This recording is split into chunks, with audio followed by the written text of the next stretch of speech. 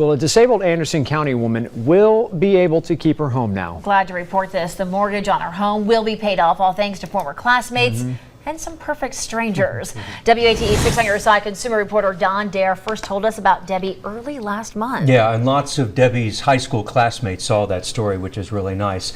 When her mother died in January, Debbie Early lost her best friend and caregiver. Debbie has been disabled since childhood, unable to work. She was shocked to learn that the mortgage to her mom's home was not covered by insurance, as she first believed.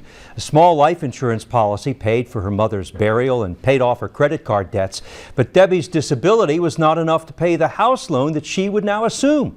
One thing about Debbie, as you'll see, she is a woman of faith, and she says her prayers were answered.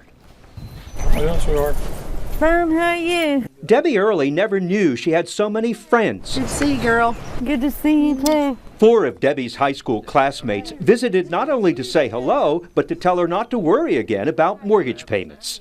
$6,000 is the mortgage on your home. Last month, Debbie showed us this notice for $6,000 from her mother's home loan company. Debbie has cerebral palsy and now lives alone in the house where she grew up. Her dad died years ago. Before her mother passed away in January, Effie Early, she had been Debbie's caregiver, believed insurance on her mortgage would pay off the mobile home she shared with her daughter. My house is mortgaged through City Financial.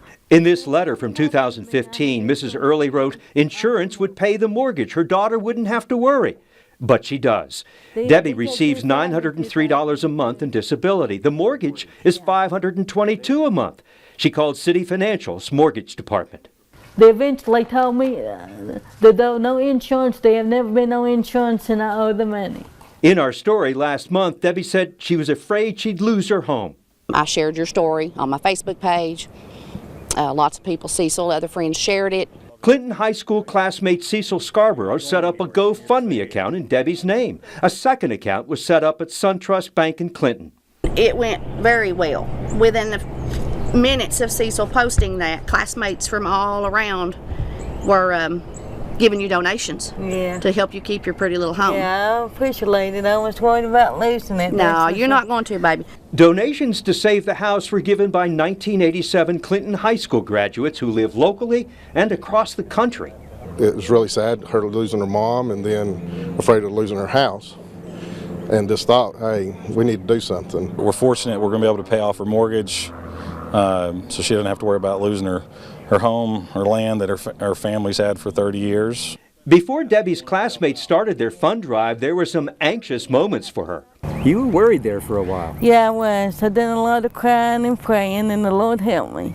Her entire mortgage is paid off now, thanks to you and other classmates. Yeah, it's a phenomenal feeling. I mean, you know, our class of 87 and the classes a couple years above and below, I mean, we're just a really tight group. A group of people who truly know what friendship means. Thank you from the bottom of my heart, all of my classmates and anybody that donated. Thank you. Many of you called wanting to help Debbie. Quite a few of our viewers, people who didn't know her, contributed to Debbie's fund at the Clinton SunTrust Bank.